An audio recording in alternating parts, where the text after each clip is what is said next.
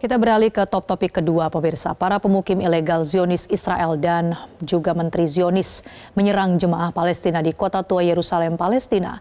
Para penjajah itu menyerbu kompleks Masjidil Aqsa bertepatan dengan Hari Yerusalem bagi Zionis atau peristiwa Naksa bagi Palestina ketika Zionis memperluas penjajahan di Palestina tahun 1967.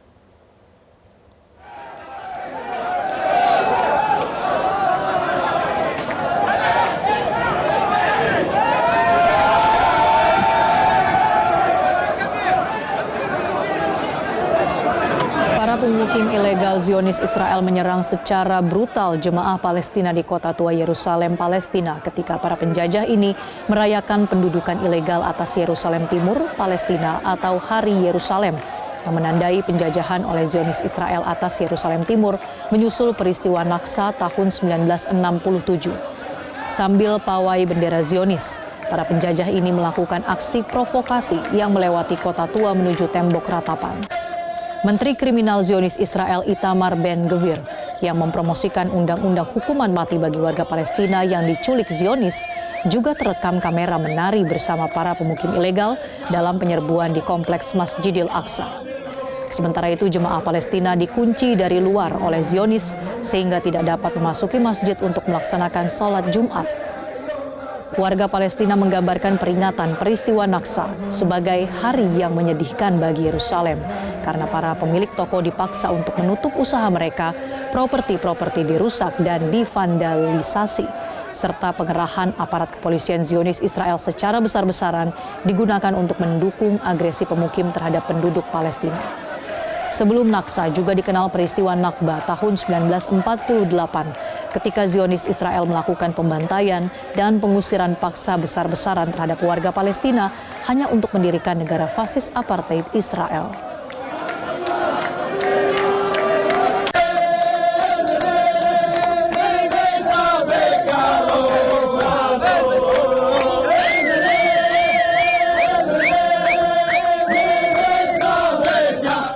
Sebuah laporan terbaru mengungkapkan bahwa 80% pasukan Zionis meninggalkan militer rezim Zionis Israel karena mengalami gangguan mental.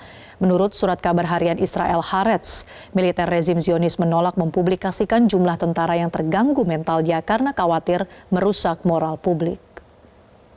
Media Israel Haaretz melaporkan 80% tentara Zionis meninggalkan dinas militer karena gangguan kejiwaan. Kasus bunuh diri tentara Israel juga terus meningkat. Sebelumnya, Haaretz melaporkan jutaan pemukim Israel mengalami trauma mental sebagai dampak perang yang dimulai oleh rezim Zionis Israel.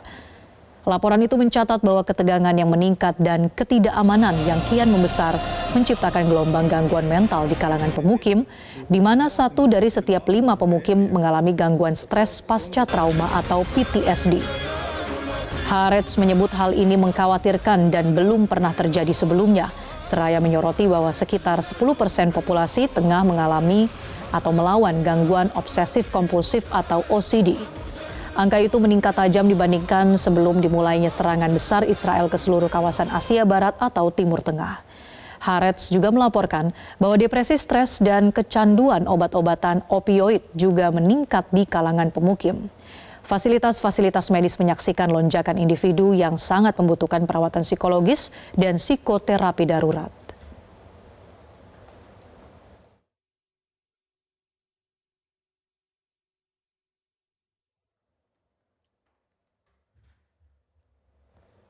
Jelajahi cara baru mendapatkan informasi. Download Metro TV Extend sekarang.